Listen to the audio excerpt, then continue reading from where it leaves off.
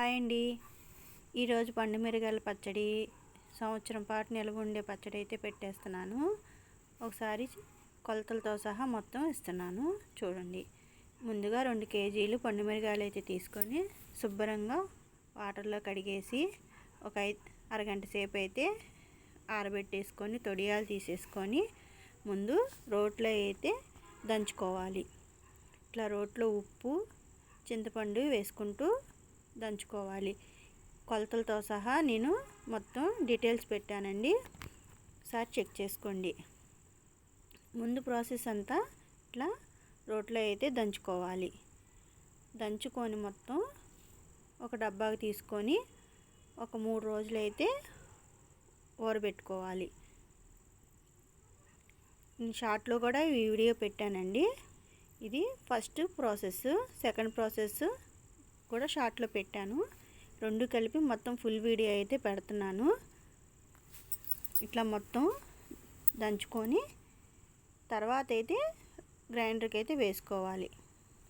ఇట్లా మొత్తం ఉప్పు చింతపండు వేసుకొని దంచుకున్నాక డబ్బాకి తీసుకొని పెట్టుకోవటం వల్ల ఏంటంటే ఉప్పులో నీరంతా, ఈ పచ్చట్లో నీరంతా చింతపండు నాని అప్పుడు గ్రైండర్కి వేసుకోవడానికి బాగుంటుంది. ఇదిగోండి మొత్తం ఇట్లా అయితే డబ్బాలకి తీసేసి పెట్టుకున్నాను. ఇది ముగ్గురు కోసం అని. ఇదిగోండి తర్వాత సెకండ్ ప్రాసెస్ అంతా ఇది. మెంతులు అయితే వేపుకొని పొడి చేసుకోవాలి. ఇదిగోండి 3 రోజుల తర్వాత ఇట్లా ఉంది. చింతపండు అంతా నానిపోయింది.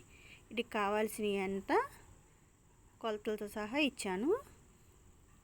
ఇదిగోండి మెంతి పిండి, ఆవు పిండి, చిన్నుల్లిపాయలు, పసుపు, మామిడి అల్లము, ఆముదము మొత్తం గ్రైండర్కి అయితే వేసుకోవాలి. ఇదిగోండి గ్రైండర్కి 2 కేజీలు కాబట్టి నేను 2 ట్రిప్పులు అయితే వేస్తున్నాను. ఇప్పుడు మెదుగుతున్నప్పుడు కొంచెం చిన్నుల్లిపాయలు, అల్లము, మామిడి అల్లం వేసుకోవటం ఏంటంటే చాలా టేస్ట్ వస్తుందండి. ఒక్కసారి ఇట్లా వేసి చూడండి, చాలా బాగుంటుంది పచ్చడి. ఆముదం వేయటం వల్ల రంగు మారకుండా ఉంటుంది. నేను 2 కేజీల కొలతలకి అయితే ఇచ్చానండి. 2 కేజీలకు వచ్చేసరికి 1/2 కేజీ చింతపండు, 1/2 కేజీ ఉప్పు, 50 గ్రాములు మామిడి అల్లము, 50 గ్రాముల ఆవపిండి, 50 గ్రాములు మెంతిపిండి, 20 గ్రాములు పసుపు, ఒక 100 గ్రాములు అయితే ఆముదము, ఇవన్నీ వేసుకోవాలి. నేను మొత్తం లిస్ట్ అయితే పెట్టానండి. ఒకసారి ఫస్ట్ నుంచి చెక్ చేసుకోండి. వీడియో అయితే షిట్ చేయకుండా మొత్తం డీటెయిల్గా చూసి పచ్చడి అయితే రాని వాళ్ళు కూడా ఈజీగా పెట్టేసుకోవచ్చు. నేను నా వీడియోల్లో పచ్చళ్ళు ఒక్కొక్కటి అయితే పెడుతున్నాను. ఉసిరికాయ పచ్చడి, పండుమిరగాయల పచ్చడి, టమాటా అన్నీ ఫస్ట్ నుంచి ఎట్లా పెట్టాలో ఏంటనేది అన్నీ డీటెయిల్గా చూపిస్తున్నాను. ఇట్లా పెట్టేసుకోండి.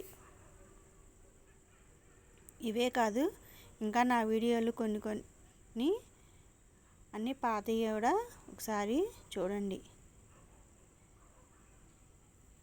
ఇట్లా బాగా మెత్తగా అయిన తర్వాత ఒక గిన్నెకైతే తీసుకోవాలి. 2 ట్రిప్పులు వేస్తున్నాం కాబట్టి